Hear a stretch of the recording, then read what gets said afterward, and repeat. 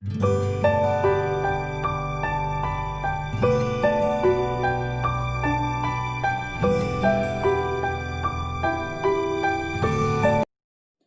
everyone, a very good morning you all. I welcome you all again in our next class. Students, as you know, we are reading our chapter number 14 and the name of our chapter number 14 is Staying Healthy. Before starting any new topic, let's do a quick recap of our previous video. So here is the recap.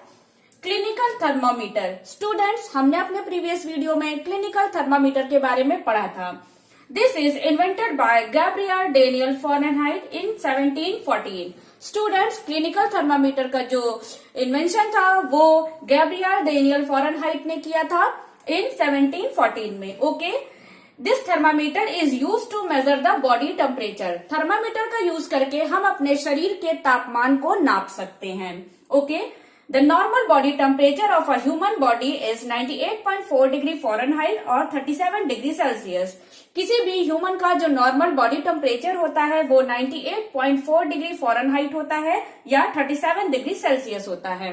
Okay, next is students, अगर हमारे body का temperature 98.4 degree Fahrenheit से ज्यादा हो जाता है तब हम कहते हैं कि हमें फीवर आ गया है. Okay, fever is not a disease. Students, fever किसी तरह की कोई डिजीज नहीं होती है. It is a symptom. ये लक्षण होता है जो डिफरेंट टाइप्स के इन्फेक्शंस, इंजरीज या कभी कभी हमें स्टमक इन्फेक्शन हो जाता है, उसके कारण हमारी जो बॉडी का टेम्परेचर होता है वो बढ़ जाता है.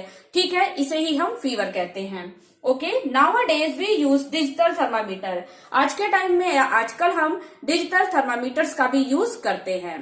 Okay, now open your book in number 86. Today we are going to know about stethoscope. The stethoscope was invented in France by Dr. René Laennec in 1816. Students, जो स्टेथोस्कोप है आप सभी ने देखा होगा. डॉक्टर्स अपनी जो नेक होती है उसमें हैंग करके रखते हैं स्टेथोस्कोप, जिसका यूज करके वो हमारी हार्ट बीट को नापते हैं. ठीक है, it was invented by Dr. René Laennec in 1816 in France. One day, Dr. René noticed two children playing a strange game. एक दिन डॉक्टर रेने ने नोटिस किया या ध्यान दिया कि दो बच्चे बहुत ही स्ट्रेंज या अद्भुत खेल खेल रहे हैं. They were sitting at two ends of a long and hollow piece of wood. वो दोनों एक खोखली लकड़ी के किनारों पर बैठे हुए हैं, जो कि लकड़ी बहुत लंबी है और दोनों किनारों पर दोनों बच्चे बैठे हुए हैं. One was whispering through it and the other was listening.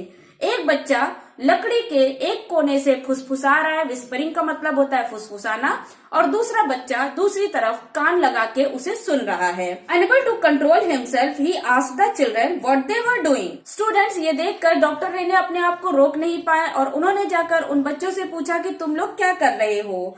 They told him that through this long of wood they could hear even the softest sound. बच्चों ने बताया कि इस लंबी लकड़ी की मदद से, जो कि खोखली है, इसकी मदद से हम दूर बैठे लोगों का इवन सॉफ्टेस्ट का मतलब जितनी भी हल्की आवाज होगी वो हमें सुनाई दे रही है. Doctor Rene was excited as a thought struck him. Doctor Rene बहुत ही एक्साइटेड हुए और तुरंत ही उनके दिमाग में एक ख्याल आया. He hurried back to his clinic and rolled a newspaper and placed one end of it on a patient's chest and the other of his ear. वो तुरंत अपने क्लिनिक पहुंचे. उन्होंने तुरंत न्यूज़पेपर को रोल किया, उसका एक सिरा अपने पेशेंट या अपने मरीज के चेस्ट पे लगाया और एक सिरा अपने कान पर लगाया. Wow, he could hear the heartbeat so clearly. अरे वाह, उन्हें पेशेंट की हार्ट बीट या दिल की धड़कन एकदम साफ सुनाई दे रही थी. This child play led to the invention of this stethoscope. और बच्चों का यह जो खेल था इसने ही स्टेथोस्कोप का इन्वेंशन कराया.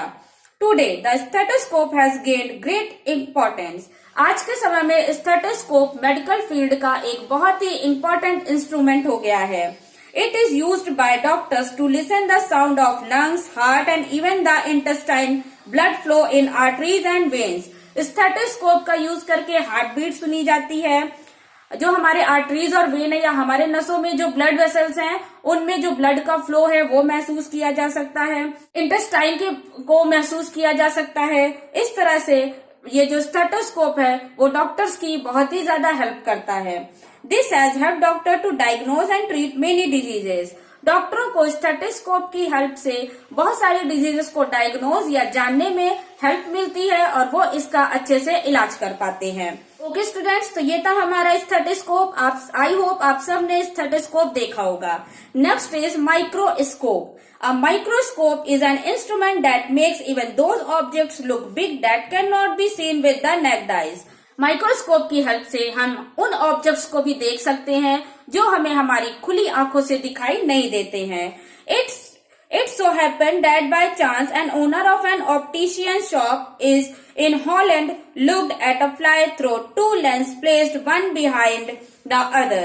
स्टूडेंट्स, ये जो स्टेथोस्कोप है इसका भी जो इन्वेंशन है वो लकली एक घटना के बाद हो गया था। एक बार एक कांच के शीशे या जो लेंस की शॉप होती है उसका जो ओनर था वो एक फ्लाई या मक्खी को देखने के लिए एक लेंस के पीछे दूसरा लेंस लगा करके उस मक्खी की तरफ करके उसे देख रहा था और ये घटना हुई थी हॉलैंड में।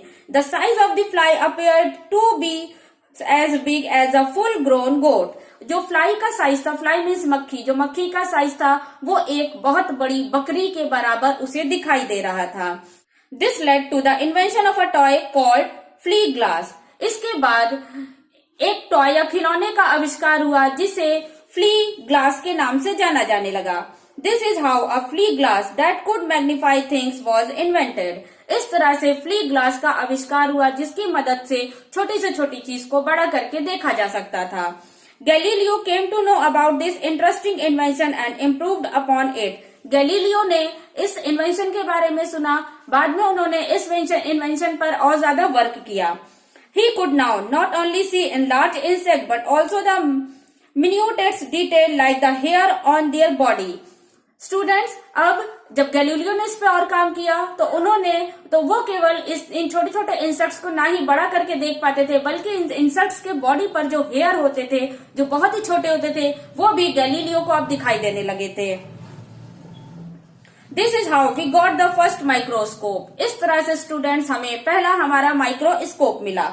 With the help of a microscope scientist could identify germs that cause diseases. Microscope की हेल्प से साइंटिस्ट या जो वैज्ञानिक होते हैं वो जर्म्स को आइडेंटिफाई कर पाते हैं जिनसे बहुत सारी डिजीजेस होती हैं। Then they could go a step further to find the cause for those diseases. इसके बाद साइंटिस्ट ने एक और कदम आगे बढ़ाया और अब इन डिजीजेस के क्या क्योर हो सकते हैं या इन डिजीजेस की रोकथाम करने के लिए और हम किस तरह की दवाइयां बना सकते हैं, इस पर साइंटिस्ट ने काम करना शुरू किया। Today, microscope are used to examine blood, urine, stool and many other things. आज के समय में माइक्रोस्कोप का यूज करके ब्लड, यूरिन, स्टूल्स का परीक्षण किया जाता है। This help them to find out the disease the patient is suffering from. आज के समय में डॉक्टरों को मरीज तथा उनकी जो डिजीज है, उनके जो कारण है या उन किस तरह के जर्म से उनको किस तरह की डिजीज हो रही है, इन सारी चीजों में माइक्रोस्कोप बहुत ही ज्यादा डॉक्टरों की हेल्प करता है। माइक्रोस्कोप की हेल्प से डॉक्टर जर्म्स को भी जान पाते हैं और उन जर्म्स को रोकने के लिए किस तरह के क्योर पेशेंट को देने चाहिए ये भी इजिली वो आइडेंटिफाई कर लेते हैं। Okay students, this is enough. I hope आप सभी को क्लिनिकल थर्मामीटर, स्टेथोस्कोप और माइक्रोस्कोप और इनके कौन कौन इन्वेंटर्स होते हैं और इनका किस तरह से यूज किया जाता है प्रॉपरली समझ में आ गया होगा। In our next video, we will continue our this chapter. Okay?